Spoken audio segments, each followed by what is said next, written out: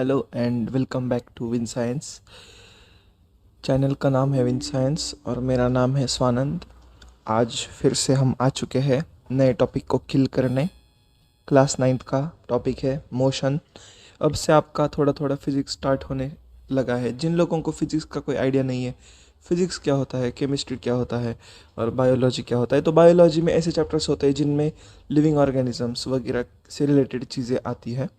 उसी तरीके से जो हमारा फिजिक्स है, तो फिजिक्स के अंदर थोड़ी सी मोशन, थोड़ी सी कैलकुलेशन वाली और थोड़ी सी फंडामेंटल वाले जो होती है चैप्टर्स, तो वो आ जाते हैं।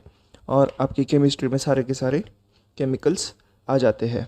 तो वेलकम टू विन साइंस। अगर आप पहली बार देख रहे हो तो चैनल का नाम विन साइंस है। यहाँ पे हम साइंस को इंटरेस्टिंग बनाते हैं उन लोगों के लिए जिनको साइंस पढ़ना बिल्कुल पसंद नहीं है, बिकॉज साइंस बहुत ज़्यादा इंटरेस्टिंग टॉपिक है और अगर इसको एक सही तरीके से पढ़ाया जाए तो वो बहुत ही ज़्यादा इंटरेस्टिंग सब्जेक्ट बन जाता है आपके लिए। आपका फेवरेट भी सब्जेक्ट बन सकता है साइंस, अगर आप उसे अच्छी तरीके से पूरी जान से पढ़ लो तो हम क्लास 9th का चैप्टर चालू करने वाले हैं।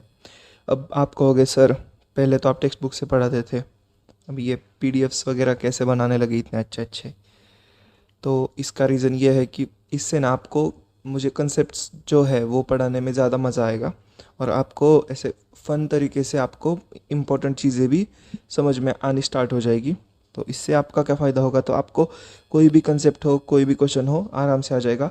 अब हम इस पीडीएफ की मदद से ही सारे कंसेप्ट्स और सारे क्वेश्चंस एनसीईआरटी से कवर कर रहे होंगे।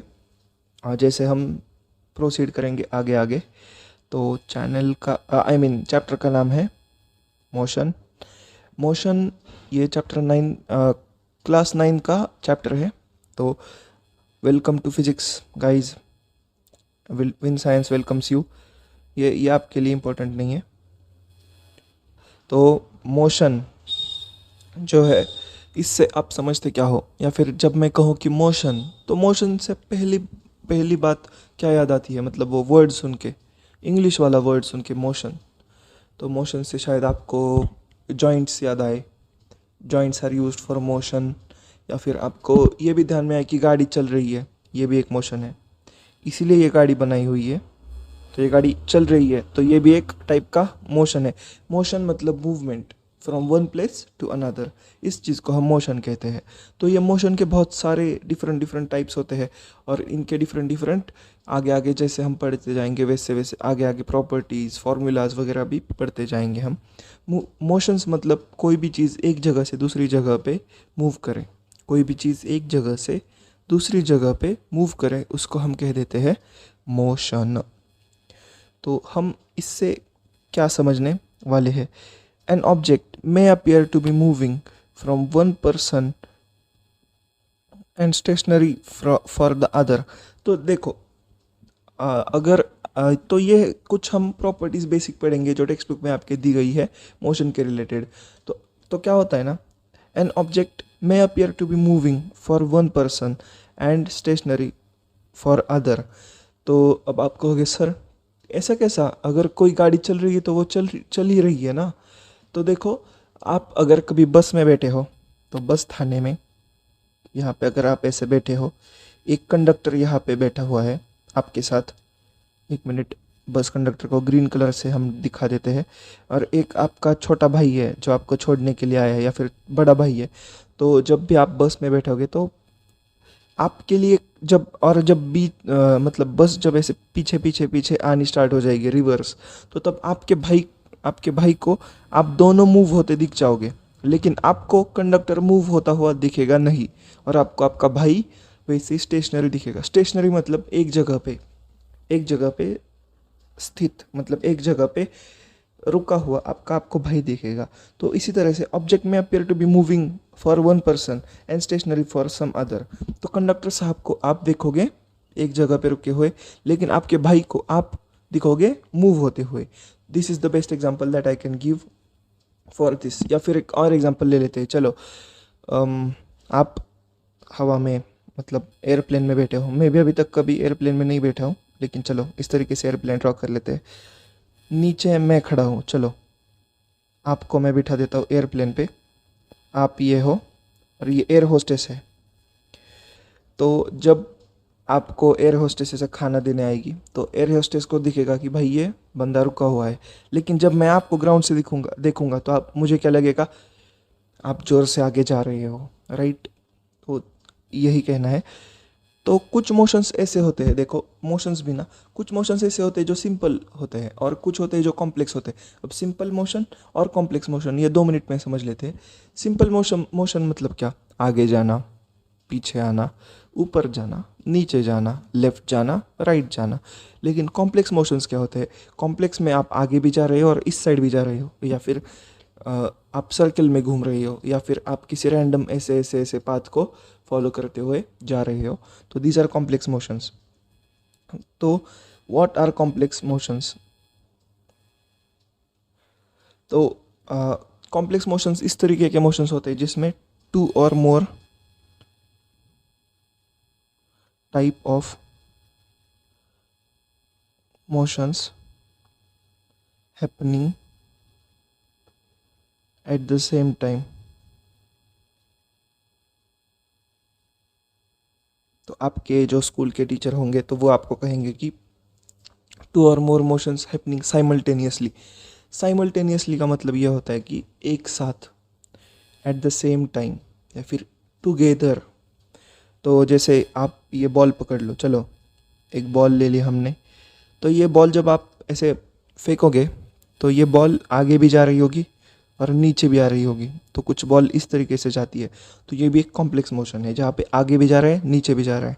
या फिर जब आपने कभी रॉकेट लॉन्च हुआ देखा होगा तो रॉकेट ऐसे सीधे भी जाता है, थोड़ा सा टिल्ट भी होके जाता है। मतलब रॉकेट इस साइड भी जाता है और इस साइड भी जाता है। तो इस तरीके के मोशंस को भी हम कॉम्प्लेक्स मोशंस कह सकते हैं। या फिर कई और एग्जांपल्स है कॉम्प्लेक्स मोशन के। बहुत सारे एग्जांपल्स है। आप जब क्रिकेट खेलते हो ना, तो तब भी आप जब भागते हो या फिर आप जब सर्कल में भागते हो तो वो भी कॉम्प्लेक्स मोशन का एग्जांपल है। In this chapter we shall first learn to describe the motion of objects along the straight line. We shall also learn to express such motions through simple equations and graphs. Later we shall discuss circular motion. तो इस chapter में, ये जो class 9 का chapter है, इसका flow कुछ इस तरीके से होने वाला है। सबसे पहले आप सीखोगे कि आप किसी भी मोशन को किस तरीके से आप किसी भी, 1 मिनट में ये पिलो डाल देता हूँ पीठ के पीछे तो फिर आई कैन शूट प्रॉपरली। तो सबसे पहले हम देखेंगे कि किस तरीके से हम डिस्क्राइब करेंगे, उसके बाद हम कुछ फार्मूलाज देखेंगे, कुछ इक्वेशंस देखेंगे, और फिर एंड में आपको ग्राफ्स वगैरह कुछ आएंगे, और उसके बाद एंडिंग में आपको दिख जाएगा सर्कुलर मोशन का मतलब जो कॉम्प्लेक्स मोशन है उसके बारे में थोड़ा सा इन्फॉर्मेशन। तो इसी इंथुजियाज्म के साथ स्टार्ट करते हैं। ये मैंने ब्लैंक पेज इसलिए छोड़ा था ताकि मैं इस पे डायग्राम्स बना सकूं, लेकिन कोई बात नहीं, चलो मैंने यहाँ पे बना के आपको दिखा दिया। अब ऐसे ऊपर नीचे यहाँ पे करना इतना भी ज़्यादा पॉसिबल नहीं रहता। तो हम अब समझेंगे डिस्क्राइबिंग मोशन। तो आप किस तरीके से मोशन को डिस्क्राइब करोगे।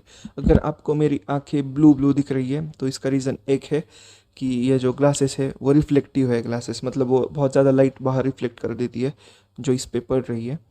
तो मैं ब्राइटनेस थोड़ा सा कम कर देता हूँ सो दैट आपको, I hope now it's clear. ये येलो येलो है, देखो आप, कुछ येलो येलो कलर की है, तो इस वजह से थोड़ा सा प्रॉब्लम आ जाता है। मुझे भी देखने में भी कभी कभी प्रॉब्लम आ जाता है।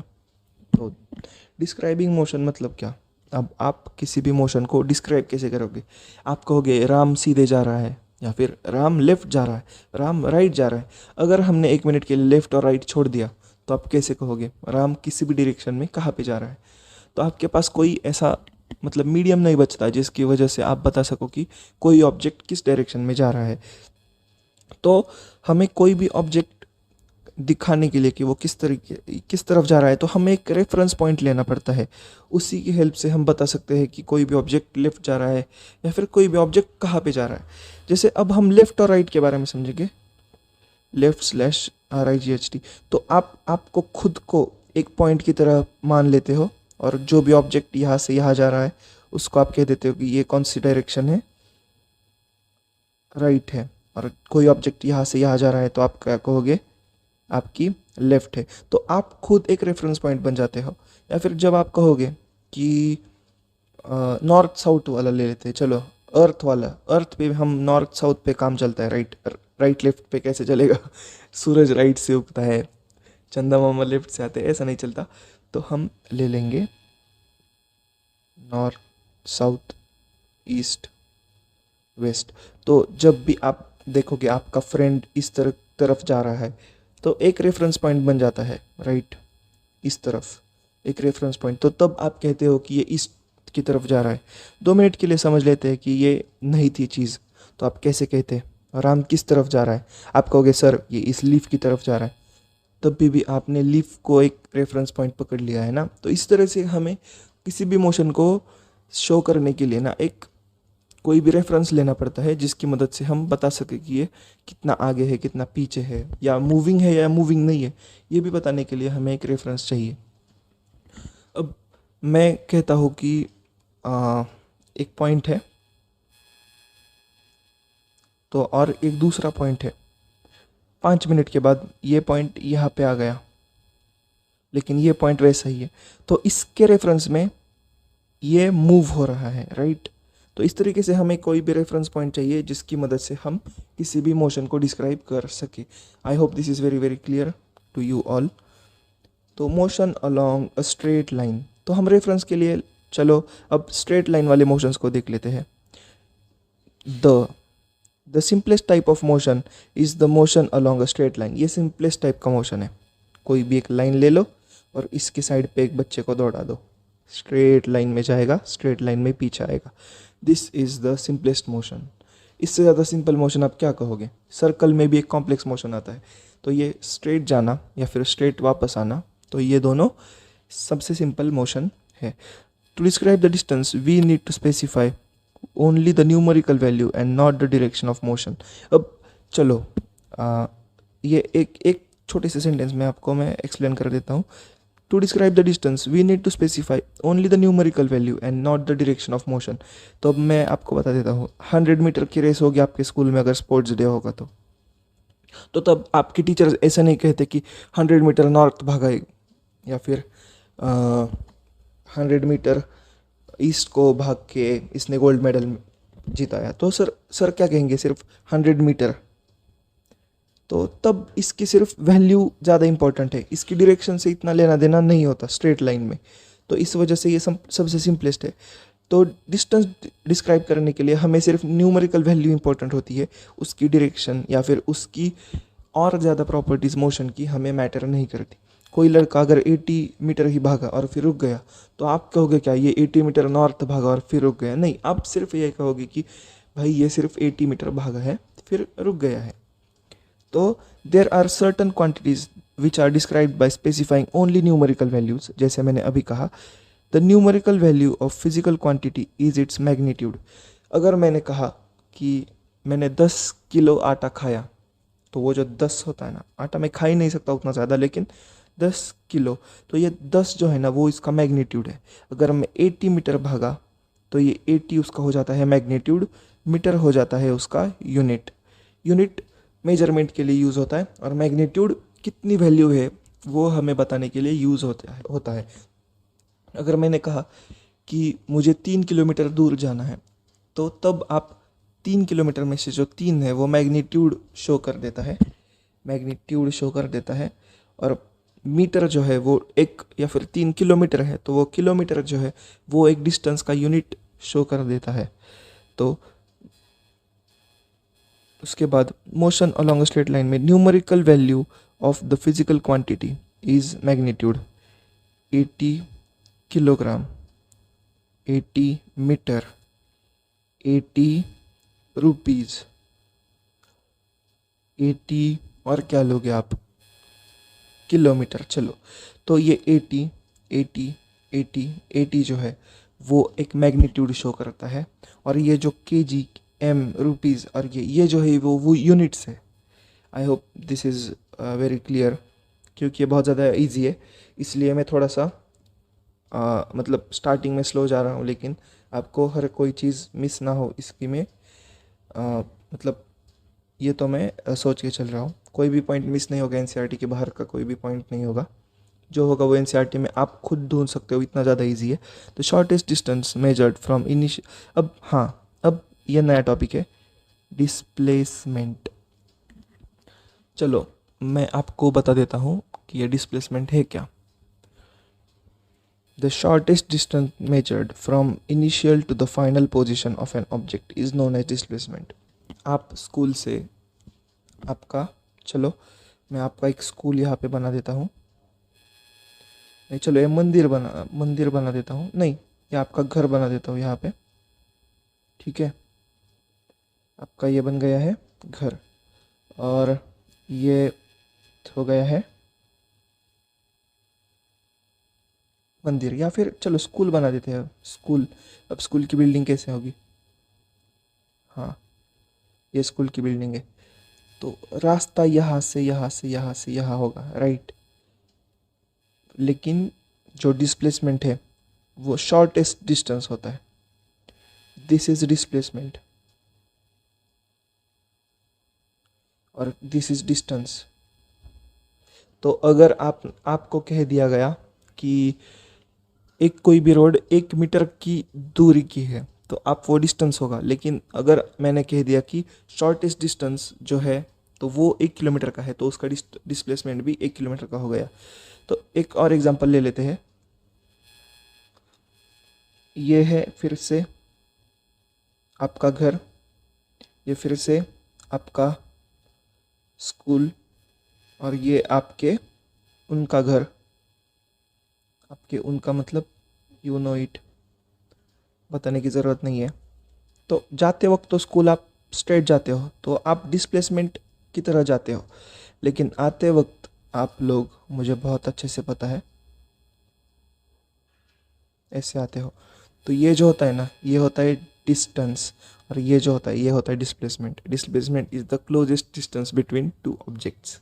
आई होप अब तो आपको पता चल गया होगा कि ये डिस्प्लेसमेंट और डिस्टेंस दोनों चीज़ें क्या है। इससे अच्छा एक्सप्लेनेशन आपको कुछ मिल ही नहीं सकता। तो ये हो गया displacement. Displacement are used to describe the overall motion of an object and to locate the final position with reference to its initial position at the given time। अब इसका मतलब क्या है कि चलो आप मान भी लो कि आप सीधे स्कूल से घर गए या फिर घर से स्कूल आ गए, स्ट्रेट रोड है। तो जब आप जाओगे ना, तो जाओगे, सिर्फ जाओगे, तो ये आपका घर, ये स्कूल, तो जाओगे तो आप एक ऑब्जेक्ट हो, राइट। तो ऑब्जेक्ट का मोशन हुआ है यहाँ से यहाँ तक, यहाँ से यहाँ तक। तो कोई एक थर्ड पर्सन होगा, तो उसको अगर मुझे बताना है कि हाँ राम जो है वो स्कूल गया है, राम जो है स्कूल गया है, तो डिस्टेंस अगर 5 किलोमीटर है ना, तो इनिशियल डिस्टेंस और फाइनल डिस्टेंस, तो ये दोनों के बीच में जो डिस्टेंस मतलब जितना अंतर है वो बताने के लिए मैं यूज़ कर देता हूँ डिस्प्लेसमेंट। तो डिस्प्लेसमेंट एक ओवरऑल मोशन के लिए, किसी भी ऑब्जेक्ट का बताने के लिए एक रेफरेंस की तरह काम करता है कि भाई पहले कहाँ था, आगे कहाँ पे चला गया, आगे एन ऑब्जेक्ट। अब मैं आपको ये भी बता दूँ, चलो आप स्कूल में जो ग्राउंड होगा ना, अब मैं आपको बता देता हूँ कि आपकी डिस्प्लेसमेंट कितनी होगी। आपके स्कूल का ऐसा ग्राउंड है, चलो मान के चलते क्रिकेट का ग्राउंड है, आपको राउंड्स लगाने को बोला गया क्योंकि आप लेट हो गए थे। तो जब आप यहाँ से आपके पीटी सर कहेंगे कि चलो राउंड लगाओ, तो जब आप एक राउंड लगाते हो ना, तो इनिशियल जहाँ पे स्टार्ट किया था वहाँ पर ही आके रुक जाते हो, तो आपका डिस्प्लेसमेंट कितना होगा, डिस्प्लेसमेंट होगा 0, लेकिन डिस्टेंस कितना होगा 400 मीटर्स, क्योंकि 400 मीटर्स का एक राउंड होता है। तो इस तरीके से चीज़ें काम करती है। अगर आप हर रोज़ यहाँ से घर से स्टार्ट करते हो, स्कूल जाते हो, तो आपका जो डिस्टेंस है वो अगर 5 किलोमीटर है, तो आपका डिस्टेंस हो गया 10 किलोमीटर, अगर आप जाके फिर वापस आ रहे हो तो। लेकिन आपका 10 किलोमीटर, लेकिन आपका जो डिस्प्लेसमेंट वो हो गया सिर्फ 0 किलोमीटर्स। आप हिले ही नहीं, क्योंकि अगर आपको फाइनल पोजीशन देखा गया तो राम शाम को घर ही आ गया है, तो कोई मतलब नहीं बनता कि उसको डिस्प्लेसमेंट ज़्यादा नहीं। तो जहाँ पे किसी ऑब्जेक्ट ने स्टार्ट किया है, अगर वो वहाँ पे आ रहा है घूम फिर के, तो आपका डिस्प्लेसमेंट इज़ 0, लेकिन आपका डिस्टेंस ज़्यादा होता है। तो अगर आपने एक 400 मीटर का राउंड लगा दिया, 400 मीटर के ग्राउंड का, तो आपका डिस्प्लेसमेंट 0 होगा, लेकिन आपका डिस्टेंस होगा, डिस्टेंस कितना होगा 400 मीटर्स। अगर आपने 2 राउंड लगाए तो 800 मीटर्स, लेकिन डिस्प्लेसमेंट कितना 0। अब एक और अच्छा एग्जांपल ले लेते हैं, घड़ी जो होता है ना, पहले इस्तेमाल वो वाली नहीं, घड़ी। तो अगर कोई भी घड़ी का कांटा यहाँ से स्टार्ट हो जाता है, घूम फिर के वापस यहाँ पे आ जाता है, तो इसका डिस्प्लेसमेंट 0, लेकिन डिस्टेंस कुछ ना कुछ, जिसका जितना सरकमफ्रेंस होगा उतना डिस्टेंस कवर कर लिया गया है। तो इस तरीके से चीज़ें काम करती है। An object has move through a distance, can it have 0 displacement? If yes, support your answer with example. अब ये आ गए हमारे प्यारे प्यारे क्वेश्चंस जो हम इससे पहले नहीं डिस्कस करते थे, लेकिन मुझे फिजिक्स के लिए ये डिस्कस करने का इंपॉर्टेंस पता चल गया है, बिकॉज आप लोग नहीं करते हो, मुझे तो ये लग रहा है, क्योंकि फिजिक्स का मैं तो नहीं करता था, मेरा फिजिक्स अच्छा था लेकिन फिर भी आलस आ जाता था। तो an object has move through distance, can it have 0 displacement? If yes, support your answer. चलो, तो मुझे बताओ, मैंने अभी क्या कहा, अगर आपने 400 मीटर्स का ट्रैक एक भागा तो आपका डिस्प्लेसमेंट कितना हो जाता है 0।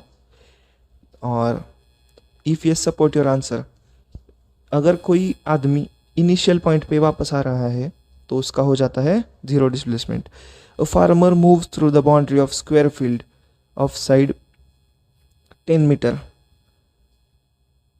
स्क्वायर है, चलो स्क्वायर बना लेते हैं हम। हाँ, 10 10 10 meter in 40 seconds. What will be the magnitude of displacement of the farmer at the end of 2 minutes 20 seconds?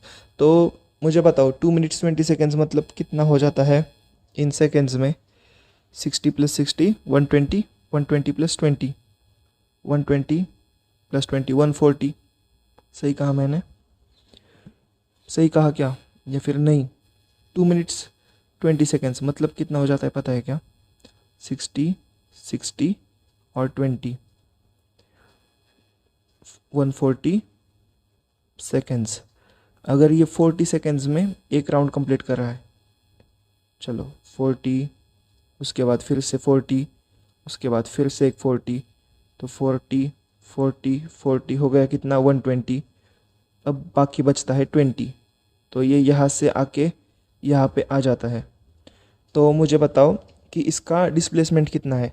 तो ये यहाँ से स्टार्ट हो जाएगा और यहाँ पे आ जाएगा, राइट। तो जो आपका पाइथागोरस थ्योरम है, तो उस तरीके से ये ट्रायंगल बन जाता है। ये 10 ये 10, तो ये कितना होगा? चलो ए बी से मैं आपको सब कुछ ऐसा फैला फैला कर बता देता हूँ ताकि आप लोगों को कोई प्रॉब्लम ना आए। तो AC² = AB² + BC², ये 10² + 10² और ये AC², तो 10² कितना आ जाता है? 200। तो 200 का मतलब क्या हो जाता है? और = AC²। अब ये स्क्वायर वहाँ पे जाएगा तो ऐसे बन जाएगा, तो 10√2,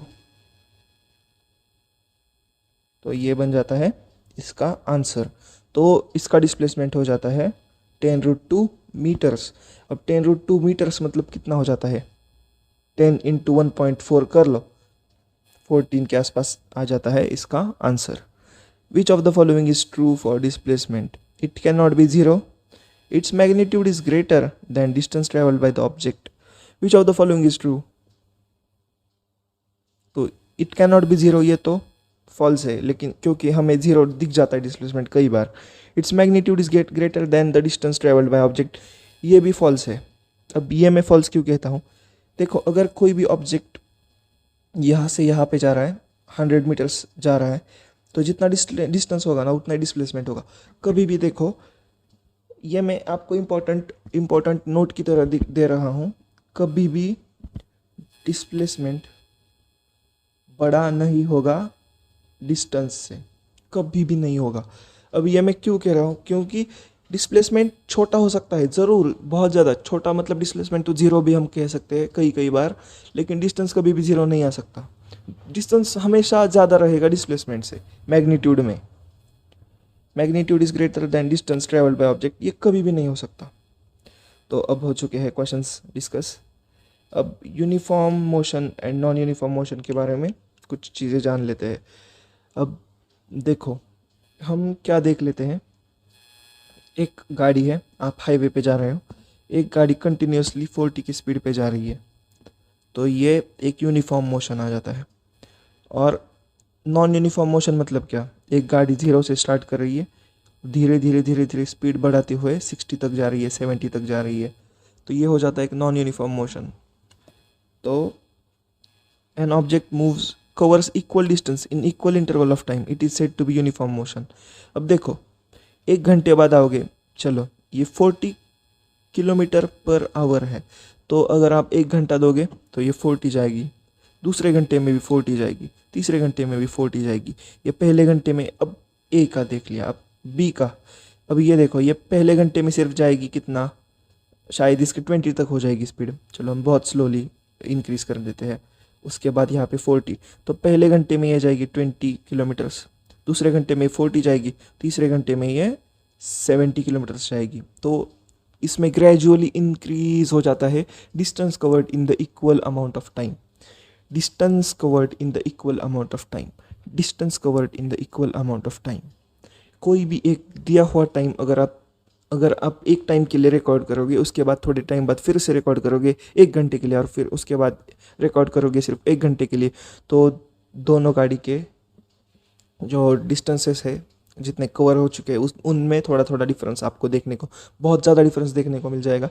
अब ये देखो, एक लास्ट घंटे में 70 किलोमीटर्स जा रहा है, ये सेकंड लास्ट घंटे में 40 किलोमीटर जा रहा है, लेकिन पहले एक घंटे में सिर्फ 20 ही किलोमीटर जा रहा है। तो ये डिफरेंसेस आ जाते हैं, इसलिए हम इनको कहते हैं नॉन यूनिफॉर्म, और ये हो जाते हैं यूनिफॉर्म मोशन। यूनिफॉर्म मोशन में मतलब क्या, अगर आप आ जाओगे तो भी, चलो 40 ही ले लिया, 40 किलोमीटर कवर कर लिया 1 घंटे में, 2 घंटे बाद फिर से देखोगे तो भी 40 की स्पीड पे जा रहा है, तो 40 ही किलोमीटर कवर करेगा नेक्स्ट आवर में। उसके बाद अगर आप देखोगे तो भी 40 ही करेगा। तो इसमें equal amount of distance is covered in equal amount of time, 1 घंटे में सिर्फ 40 ही गया है। तो इस वजह से हम इसको कह देते हैं यूनिफॉर्म मोशन, और दूसरे को कह देते हैं non uniform motion. When a car is moving on a crowded street or a person is jogging in a park, these are some instances of non-uniform motion, because speed constant नहीं है। वो आदमी, अगर आप सोच लो, जॉगिंग कर रहा है फिर रुक गया, जॉगिंग करते करते आया फिर रुक गया, उसके बाद फिर से उसने स्पीड बढ़ाई फिर रुक गया, तो ये नॉन यूनिफॉर्म हो जाता है मोशन। या फिर जो कार किसी भी क्राउडेड एरियाज़ में जा रही है, वो बार बार रुक रही है, फिर जा रही है, फिर रुक रही है, फिर जा रही है, तो इस वजह से हमें ये यूनिफॉर्मिटी नहीं देखने को मिल जाती, इसलिए हम इसको नॉन यूनिफॉर्म मोशन कह देते हैं बेसिकली। तो अब ये क्या है, distance travelled by object A, distance travelled by object B in metres. अब ये देखो कितना टाइम है इसके बीच में, 15 मिनट्स, इसके बीच और इसके बीच 15 मिनट्स, इसके बीच और इसके बीच 15 मिनट्स, और डिस्टेंस कितना हुआ है देखो, ऐसे धीरे धीरे धीरे बढ़ गया है डिस्टेंस, लेकिन यहाँ पे डिस्टेंस कभी चेंज हो रहा है, कभी चेंज हो रहा है, कभी चेंज हो रहा है, तो ये हो जाता है एक नॉन यूनिफॉर्म। डिस्टेंस ही यूनिफॉर्म नहीं है हर मिनट में, तो इस वजह से इसको हम नॉन यूनिफॉर्म कह सकते हैं।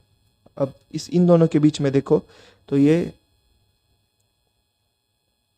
7 मीटर्स से ज़्यादा हो गया है 15 मिनट्स में। 23 - 19 मतलब सिर्फ 4 या 5 ही मतलब 4 या 5 ही मीटर से ज़्यादा डिस्टेंस हो चुका है कवर नेक्स्ट 15 मिनट्स में। तो इसमें आपको नॉन यूनिफॉर्मिटी देखने को मिल जाती है। Measuring the rate of motion. अब मुझे बताओ, रेट ऑफ मोशन मतलब क्या। रेट ऑफ मोशन, किसी भी चीज़ का अगर आपने रेट निकाला तो क्या हो जाता है, किसी भी चीज़ का मोशन मतलब क्या, डिस्टेंस अपॉन रेट मतलब क्या, अपॉन टाइम, मतलब किसी भी टाइम में ये चीज़ कितनी हुई, किसी भी टाइम में ये चीज़ कितनी हुई, किसी भी टाइम में डिस्टेंस कितना चला गया, कोई भी आदमी किसी भी टाइम में कितना डिस्टेंस आगे गया, या फिर हर टाइम के बाद आदमी कितना डिस्टेंस आगे जाता गया, कार कितनी आगे जाती गई, ऑब्जेक्ट कितना आगे जाता गया। One of the ways of measuring rate of motion of an object is by finding out distance traveled by the object in unit time। किसी भी दिए गए यूनिट टाइम में कितना डिस्टेंस कवर हुआ, उसको हम कह देते हैं रेट ऑफ मोशन। तो ये rate of motion I hope आपको समझ में आ गया होगा। To specify the speed of an object we require only its magnitude. तो मैं आपको एक बता देता हूँ, किसी भी चीज़ का, किसी भी किसी भी ऑब्जेक्ट का अगर आप distance per unit time major कर रहे हो, तो इसका मतलब क्या कि आप उस ऑब्जेक्ट की क्या मेजर कर रहे हो, स्पीड। तो आप कहोगे सर स्पीड, ये तो पहली बार नहीं सुना सर, हमने गाड़ी की स्पीड ऐसा सुना है। तो स्पीड मतलब क्या, स्पीड मतलब एक गाड़ी कितना डिस्टेंस कवर कर लेगी 1 घंटे में, कितना डिस्टेंस कवर कर लेगी 1 घंटे में। कोई गाड़ी 20 किलोमीटर कवर कर लेगी 1 घंटे में, कोई गाड़ी 60 किलोमीटर कवर कर लेगी 1 घंटे में। तो ये जो रेट ऑफ स्पीड जो है ना, इनमें डिफरेंस आ जाता है, राइट। तो ये जो रेट ऑफ स्पीड बताने वाली वैल्यू है ना, उसको हम कह देते हैं स्पीड। स्पीड स्पीड तो जो जो क्वांटिटी हमें रेट ऑफ मोशन या फिर रेट ऑफ डिस्प्लेसमेंट या फिर रेट ऑफ डिस्टेंस कवर्ड बता देती है पर यूनिट टाइम, किसी भी दिए गए हुए स्पेसिफिक टाइम में, तो हम उसे कह देते हैं, क्या कह देते हैं, speed. To specify the speed of an object we only require its magnitude. Yes, हमें सिर्फ और सिर्फ मैग्नीट्यूड की ज़रूरत पड़ती है। अब आप कहोगे सर यूनिट क्या होता है स्पीड का। अब मुझे बताओ, यूनिट के लिए सबसे पहले हम कहते हैं कि स्पीड का फॉर्मूला, मतलब डेफिनेशन क्या है, स्पीड मतलब क्या, distance covered per unit time. तो यूनिट क्या आ जाएगा स्पीड का, स्पीड का यूनिट आ जाता है, डिस्टेंस का यूनिट क्या है, किलोमीटर पर आवर टाइम में, या फिर मीटर्स पर सेकेंड, ये दोनों है। इनमें से ये एसआई यूनिट है, एसआई मतलब स्टैंडर्ड यूनिट। तो हमें किसी भी चीज़ का स्पीड बताने के लिए, चलो मैं कहता हूँ कि एक ट्रक है जो 80 किलोमीटर पर आवर से जा रहा है, तो ये हो जाता है उसका वैल्यू, और ये हो जाता है उसका मैग्नीट्यूड। हमने अभी के अभी पढ़ा था 80 मैंने जो ड्रॉ करके दिखाया था आपको, तो वो, तो ऐसा unit of speed is metre per second. तो ये देखो, ये मीटर पर सेकेंड है, ऐसा unit of speed. It is represented by symbol metre per second या फिर मीटर। ये मैं आपको एक छोटा सा डायग्राम दिखा के बता देता हूँ। चलो यहाँ पे जो स्पीड जो होता है ना, स्पीड जो स्पीड होती है ना, तो वो मीटर्स पर सेकेंड में बताई जा सकती है, या फिर मीटर्स पर सेकेंड -1 इसमें बताई जा सकती है। तो आप कहोगे सर ये कैसा है, आपको मैं 3rd या 4th स्टैंडर्ड का, नहीं शायद 6th में होगा, तो वो मैं बता देता हूँ। 1/2 अगर होगा ना, तो उसको हम 1 × 2 × द पावर -1 इस तरीके से भी लिख सकते हैं। ये जब ऊपर जाता है ना, तो ये 2 के ऊपर -1 लग जाती है, -1 2 या फिर कोई भी चीज़ हो। इसी तरह से मीटर पर सेकेंड होता है, तो ये जब आप सेकेंड को ऊपर लाओगे ना, तो उसके ऊपर -1 लग जाती है। तो कुछ इस तरीके से चीज़ें है। द एवरेज स्पीड, तो इस तरीके का हम यूनिट इसको दे देते हैं स्पीड को। The average speed of an object is obtained by dividing the total distance travelled by the total time taken. Average speed of an object is obtained by dividing the total distance traveled by the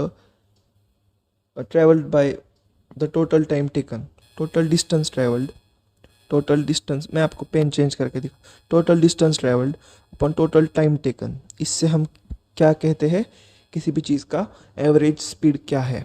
ये formula आपको क्या कर लेना है, याद कर लेना है। मैं आपको ये याद क्यों कह रहा हूँ, बिकॉज ये आपको वैसे भी याद हो जाने वाला है। Speed is equal to distance upon time, speed is equal to distance upon time, speed is equal to distance upon time.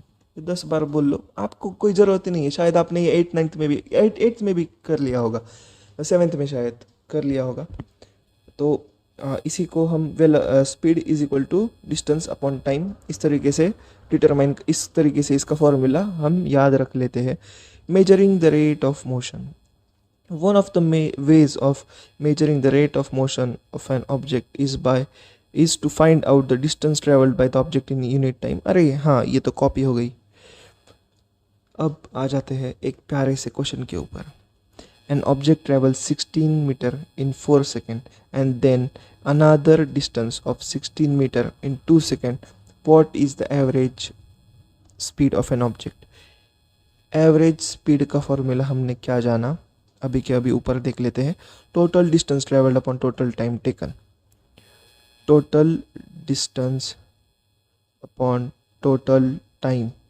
Total distance कितना हो गया है 16 प्लस 16 और टोटल टाइम कितना गया है, तो आंसर क्या आ जाता है 6. तो आंसर क्या आ जाता है, इसका आप डेसिमल में निकाल के देख सकते हो. टोटल डिस्टेंस कितना है उसके ऊपर एवरेज स्पीड के लिए टोटल डिस्टेंस कितना है 16 और टोटल टाइम कितना लगा है 4 और 2 सेकेंड्स. तो इस तरीके से आ जाता है हमारा आंसर एवरेज स्पीड का. अब आगे, अरे ये तो कॉपी हो गई.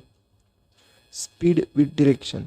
अब देखो, अब तक तो हम कह रहे थे कि राजू जो है वो 10 किलोमीटर पर आवर की स्पीड से जा रहा है, या फिर हम कह तो रहे थे कि ये जो कार है वो 40 की स्पीड से जा रही है. लेकिन कहाँ जा रही है, किस तरीके से जा रही है और क्यों जा रही है, इससे ज़्यादा किस तरफ जा रही है ये ज़्यादा इम्पोर्टेंट हो जाता है. कहाँ पे जा रही है, क्यों जा रही है, ये तो हमें पता करने की ज़रूरत नहीं है, बिकॉज जो अंदर बैठा है उसको पता होगा. लेकिन हमें ये किस तरफ जा रही है ये बताना बहुत ज़्यादा इम्पोर्टेंट है. तो किस तरफ जा रही है, इसको जब आप स्पीड के साथ लोगे, स्पीड के साथ जब आप डायरेक्शन भी बताओगे, तो हम इसको कह देते हैं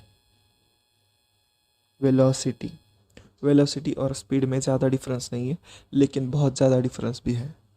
जब आप किसी भी ऑब्जेक्ट का स्पीड बता देते हो तो आप उसका डायरेक्शन से कोई लेना देना नहीं रखते, सिर्फ आप मैग्नीट्यूड बता देते हो. लेकिन आप किसी भी ऑब्जेक्ट का वेलोसिटी बताओगे तो आप स्पीड के साथ साथ क्या बता दोगे, डायरेक्शन भी बता दोगे. The rate of motion of an object can be more comprehensive if we specify its direction. Obviously बहुत ज़्यादा इंफॉर्मेशन हमें मिल जाता है अलॉन्ग विथ इट्स स्पीड. जब आप किसी भी ऑब्जेक्ट का डायरेक्शन भी बता दोगे स्पीड के साथ तो ज़्यादा इंफॉर्मेशन हमें मिल जाती है. The quantity that specifies both of these aspects is called as velocity. Velocity is the speed of an object moving in a definite direction. Velocity is speed of an object moving in a definite direction. Velocity of an object can be uniform or variable. It can be changed by changing the object's speed, direction or motion or both. तो मैं ये आपको कहूँगा कि जो मैं points यहाँ पे लिख के दे रहा हूँ ना, वो आप आपकी नोटबुक में लिख के लो, बिकॉज ये बहुत ज़्यादा इम्पोर्टेंट है. तो हम जो है ना स्पीड तो हम चेंज कर लेंगे, लेकिन वेलोसिटी बहुत ज़्यादा इजीली वेरिएबल बना सकते हैं. तो आप कहोगे सर कैसे बना सकते हैं, तो वेलोसिटी इजीली वेरिएबल किस तरीके से बना सकते हैं वो मैं आपको बता देता हूँ. चलो मान लिया भाई, तुझे मान लिया ये है और ये जा रही है इस डायरेक्शन में इस वेलोसिटी v के साथ. अगर आपने थोड़ी देर बाद बॉल को इस तरफ घुमा दिया तो वेलोसिटी चेंज हो जाती है, इस तरफ घुमा लिया तो भी वेलोसिटी चेंज हो जाती है. अगर आपने इसकी स्पीड ही कम कर दी फिर भी वेलोसिटी चेंज हो जाती है. और अगर आपने इस तरफ घुमा भी लिया और स्पीड भी कम की तो भी वेलोसिटी चेंज हो जाती है.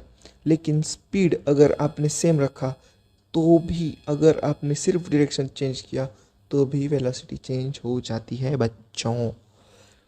अब ये मैंने ट्रक का एग्जांपल बता दिया है. ट्रक जा रहा है इस डायरेक्शन में तो डायरेक्शन भी होगा प्लस मैग्नीट्यूड भी होगा, तभी हो जाएगा वेलोसिटी. अगर ट्रक लेफ़्ट की तरफ टर्न हो गया, ट्रक को टर्न कर दिया लेफ़्ट की तरफ, तो स्पीड तो नहीं चेंज किया, चलो हमने मान लिया चलो स्पीड नहीं चेंज किया, लेकिन फिर भी वेलोसिटी चेंज हुई बिकॉज हमने डायरेक्शन चेंज कर दी है. आई होप आपको ये समझ में आ ही गया होगा. अब एवरेज वेलोसिटी का फॉर्मूला देख लेते हैं.